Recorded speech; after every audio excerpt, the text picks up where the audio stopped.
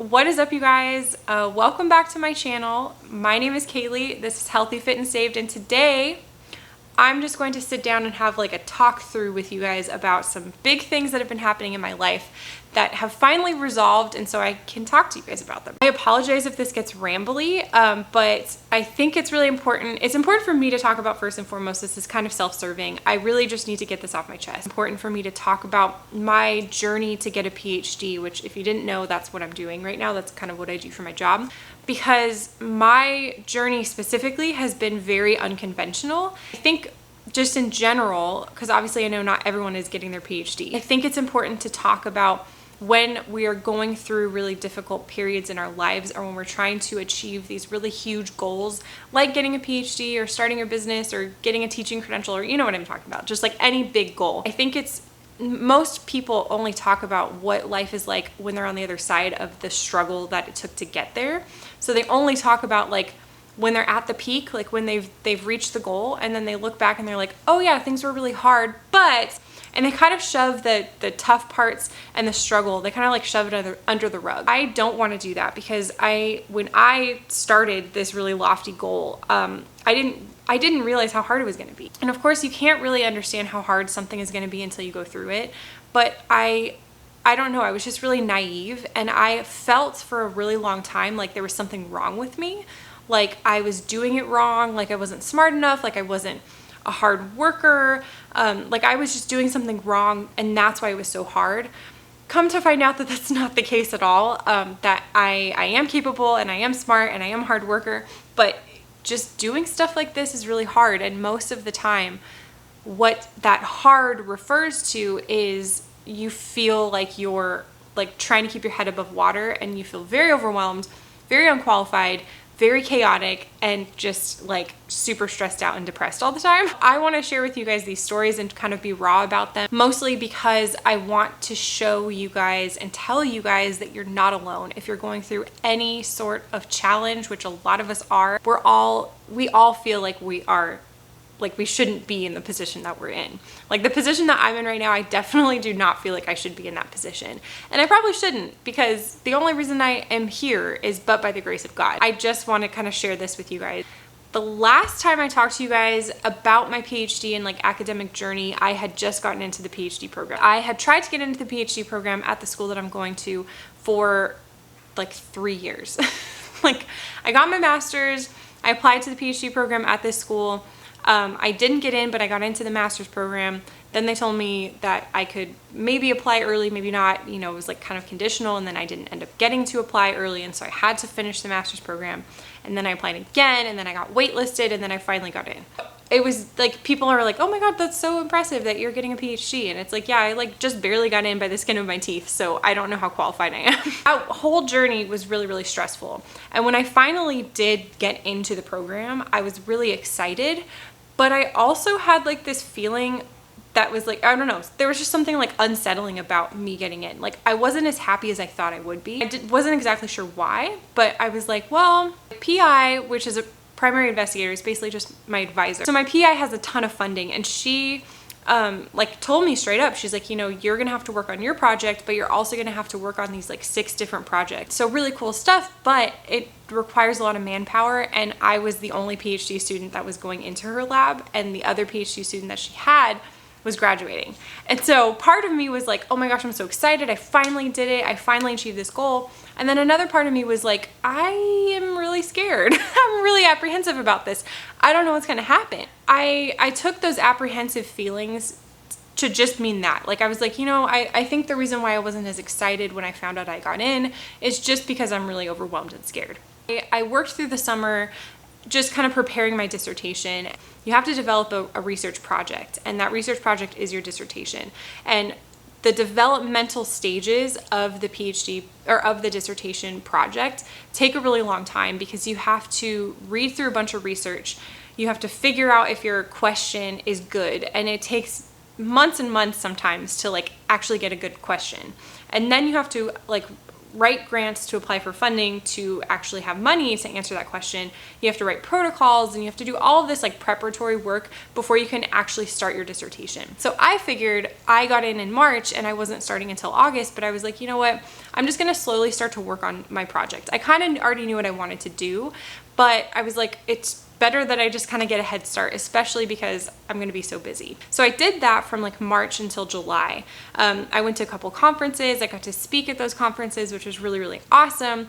But the whole time I was like, something's not right. I just knew. I have like these weird gut feelings that is totally a God thing. Definitely having one of those intuitive gut feelings. And I was like, I don't know why, but this just doesn't sit well with me. It doesn't really fit. It doesn't feel right. Come to find out, my advisor was offered many positions. She was headhunted by a lot of different universities, which is common. It's really hard because you want to find an advisor that is like motivated enough that they want to produce research.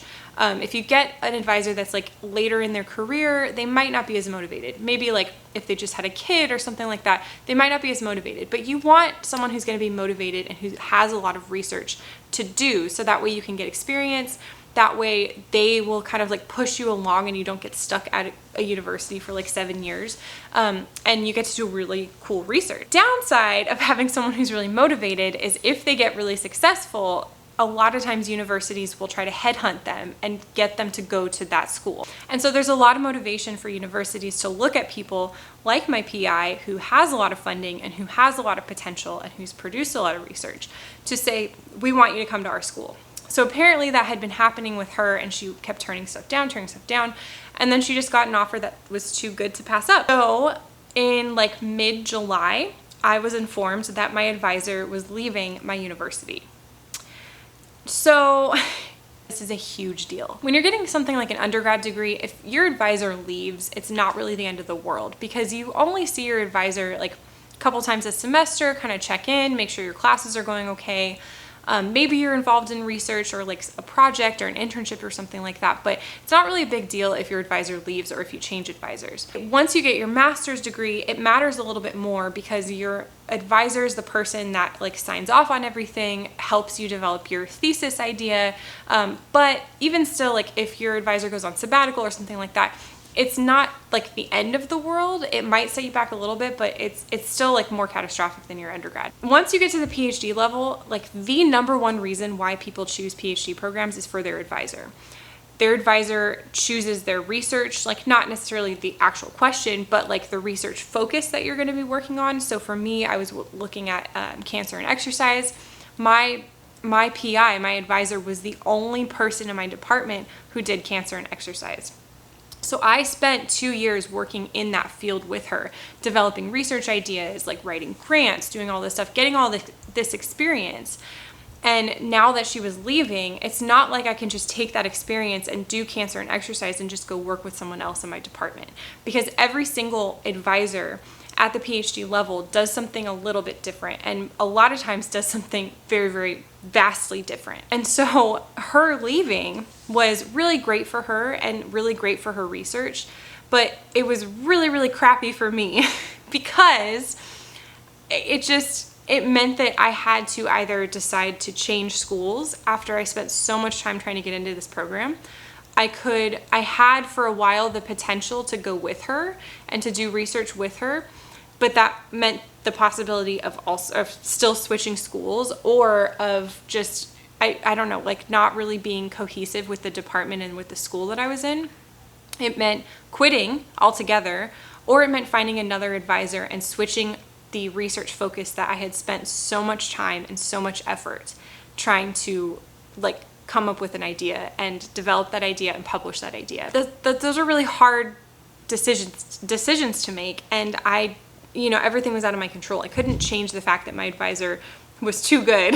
So not to say that USC is bad, like it's, she's going from great to great, but it's just, I think that it's going to be better for her and better for her lab and better for her research. But at the same time, it just really sucked because I was like, I spent so much time trying to work with her, so much time. And that kind of brings in the faith component to things. Every step of the way when the door would get slammed in my face, like the 4 or 5 times that it got slammed in my face, which felt like way more. I never really felt like I was in sync with the plan. And every time the door would get slammed in my face, I would think to myself and I would pray and I would say, okay, God, is this because I need to open up another door? Like I need to go in another direction? Or is this because this is just an obstacle that I have to just keep opening up the door and trying to make it work? Me being the person that likes to have a challenge, I kept thinking, oh no, this is just an obstacle that I have to overcome. And I think part of that is true because I did definitely improve a lot of things. Like I became a way better scientist, way better researcher, way better writer, way better thinker. Like so many things improved. And so I know that if I had just given up the first time the door was slammed in my face and I wasn't accepted into the program, then I would be in a completely different place right now. That wouldn't be right for me. If I had given up after the second time, same thing. Third time, same thing. But this was the fourth time. And I really had to sit and think about why this was happening and really think about the direction that I wanted to take my research in the future. And if I did want to follow my advisor, if I ended up not being able to follow my advisor, so spoiler alert, that's kind of what happened. But for a while I was like, do I want to stay down this road? Do I want to not only stay in cancer and exercise, but also stay on the path that I was in, which was going down like this traditional academia road. In academia, there are traditionalists, I guess, I mean, people don't call them that, I just made that up, but just for sake of argument, they're people who follow the traditional path, which is you get a Ph.D., you go get a postdoc, you get some training fellowship grants, like an F grant, maybe a T grant, maybe a K grant. These are all just mechanisms through the government. But those are all fellowship and training grants. And then you eventually get an R01. And an R01 is like the coup d'etat, like multi-million-dollar grants where you can do really, really big, amazing, influential work.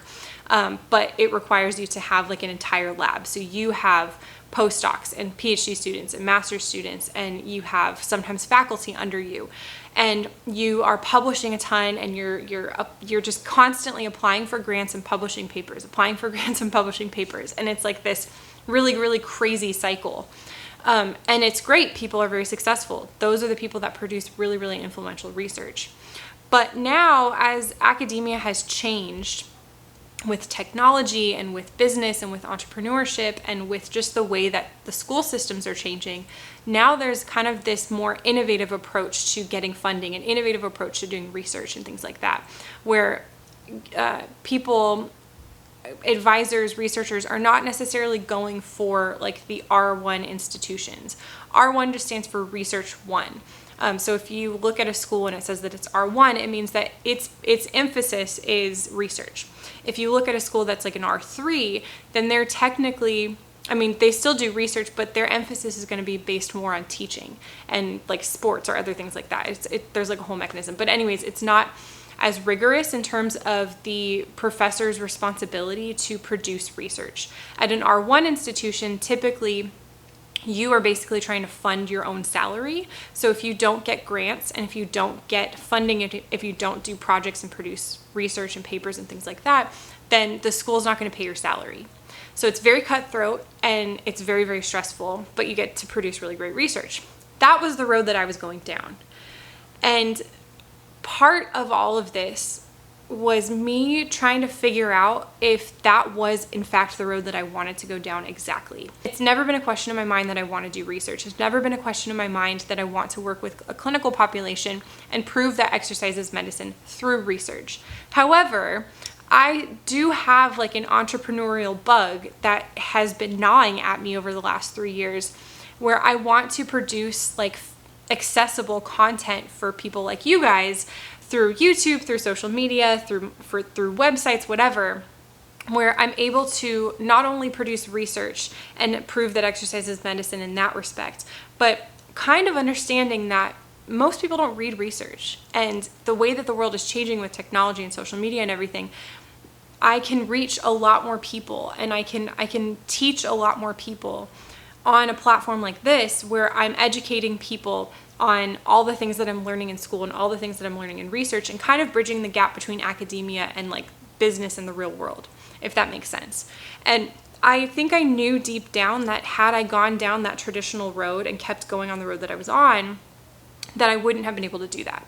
In fact, I know that I wouldn't have been able to do that because the last 2-3 years I have been like completely absent on these platforms, and it's really bugged me deep down. And I told myself that it was okay. I told myself, like, it's fine. You are doing a goal, or, you know, you're achieving a goal. A lot of people, when they get their PhDs, don't start businesses, right? Like, getting a PhD is really hard. You wait until after you're done with school. But for whatever reason, I was like, you know what? I just can see myself going down this road where even when I graduate, I'm not going to have time to do the things that I really want to do. So that was one of the reasons why I decided to change advisors, which is exactly what I'm doing. I'm changing advisors. I'm being co-mentored by 2 people. I'm still doing exercise physiology, but I'm not doing cancer research anymore. The other reason why I'm doing this, there's a lot of reasons, but the other reasons, I guess I'll just like say them, is that I ended up not having the opportunity to work with my advisor, my old advisor, even if I wanted to, for some reasons that I can't say because they're not my things to share. So even if I wanted to stay in cancer and exercise, even if I wanted to stay down that road, I think God made it pretty clear by not making that a possibility anymore. He closed that door and he locked it. I'll just put it that way. So now I am doing research in Parkinson's disease. I'm moving on from cancer and I'm going to neurologic dysfunction clinical populations. I don't even know if that sounds right because I don't really know what I'm talking about yet. I'm working with a couple of really great people. I'm kind of starting to settle in, and I don't feel so transient anymore, which is really nice. This whole fall semester, I have been basically without an advisor because there was a lot of logistics and things that I couldn't really nail down. It took me probably about a month to make my decision, but then after that, there's like a lot of moving parts that don't have anything to do with me or my decision that I had to wait for. But now everything is finalized and I'm moving forward with it, and I'm really, really excited. I felt very, I don't know. I just felt like my whole world kind of fell apart. But I feel like it did because it needed to, because God was really closing that door to traditional academia and telling me that I still want to do academia, but I think he just kind of like stripped away everything that I had built up because I was going in this direction because I thought that it's what I should do. And he kind of stripped all of that away and like kind of pulled the rug out from under me, and things fell apart. But I think it allowed me to look through those parts and kind of like metaphorically like clean stuff out, like Marie Kondo it. Say like, does this stuff bring me joy? Is this really the reason why I got into this in the first place? And it is to an extent, and I don't regret anything that happened at all. But now moving forward, I know that I need to stay true to myself. I need to stay true to my goals and to what I want to do with the rest of my life. And part of that is being more present with you guys and building a community kind of around that whole ideology that movement is medicine, that exercise is medicine, and teaching you guys all the things that I'm learning in school, because I think that that's going to be a lot more impactful. I'm still doing research. I still plan to get a job in academia because that's just what I really love to do, but I don't want to follow that traditional route anymore, and it's really freeing to make that decision and to say it out loud to you guys. Thank you for going on this journey with me. I'm going to continue to make videos like this. I hope that things can be a little bit more stable. I know they're going to be stressful, but I do want to share my research with you and stuff like that along the way. Okay, I have to get back to studying now, so I will talk to you guys in my next video. I hope you have a wonderful night or day or whenever it is that you're watching this. But comment down below with any questions that you have, any experiences that you've had similarly to mine. I would love to like support you and help you, and we're all in this together. All right, bye guys.